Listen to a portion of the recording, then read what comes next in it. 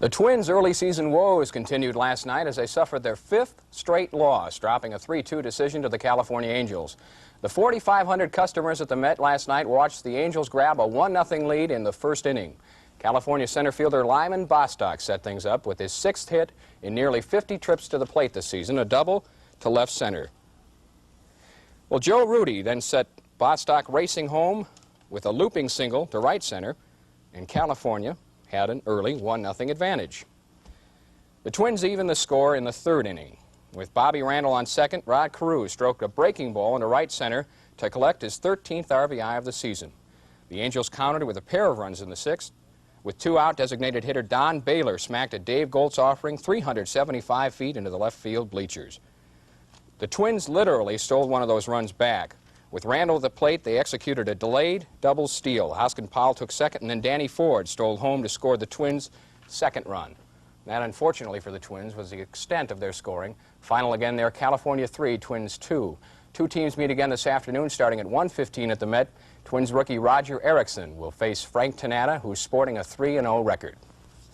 Lyman Bostock went 1 for 4 at the plate last night to raise his average to 125. And that's certainly not an impressive figure, especially for Lyman. But when you consider he was hitting .051 last week, it's a marked improvement. I spoke with the ex-Twin before last night's game and asked him if he still intended on refusing his April paycheck. If I continue hitting the same way I've been in the past, I won't accept my paycheck. That's true. You felt any added pressure trying to justify your new salary this year? No, I didn't feel none at all. I wasn't getting paid for this year. I was getting paid for the previous year I had before, hoping that I do well this year. This is what always is taken into consideration when any ball player signs a new contract. You sign because of the past, not because of the future. It's no secret that Rod Carew is an extremely intelligent hitter at the plate. 6 American League batting titles will attest to that. During yesterday's Welcome Twins luncheon, Rod also demonstrated his intelligence at the microphone in an interview with former Twin slugger Harmon Killebrew. You know, I haven't had the opportunity to talk to too many guys that hit .388 for an entire year. What does Rod Carew do for an encore? Hit .389, I guess.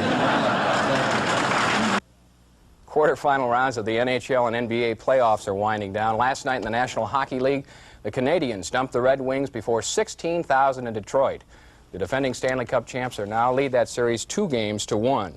Boston took a commanding 3-0 lead with a 4-3 overtime defeat of the Chicago Blackhawks, and Toronto shut out the New York Islanders 2-0 to cut New York's advantage 2-1. Philadelphia meets the Sabres in Buffalo tonight. NBA last night, the Denver Nuggets took a 2-0 lead in their best-of-7 series with Milwaukee, 127-111 over the Bucks. Washington down San Antonio 118-105 to take a 2-1 lead in that series. And the defending NBA champion Portland Trail Blazers edged Seattle 96-93 to even that series at 1 game apiece. Well, WBA heavyweight boxing champ Leon Spinks, arrested and charged yesterday in St. Louis with possession of marijuana and cocaine, now claims he had no such substance on him and that he was framed. Police stopped Spinks for driving without his headlights on early Friday morning and found what is believed to be a packet of cocaine and marijuana in the car. Freed on bond, Spinks was questioned at the St. Louis airport last night. Shepard, you sorry you came home? No, I'm not sorry. No, I'm not sorry. No good things ever seem to happen to you here lately. Well, you know, that's the way people are. Are you feeling harassed as a result of this? In a way not, you know. Think the police are out to get you? I don't know, they might be. What happened this morning? What was it? Well, I'd like for him not to make any statement about what happened. You'll find that out in court.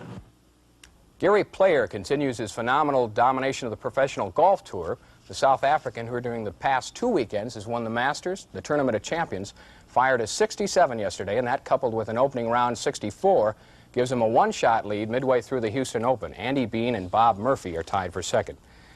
And Jim, the Vikings lost out on their bid to attain free agent running back Jerry Latin, who was retained by his old club, the St. Louis Cardinals. The Cards decided to match a contract offer made by the Vikings. Thank you, Tom. We'll be back in a moment with another item or two of interest.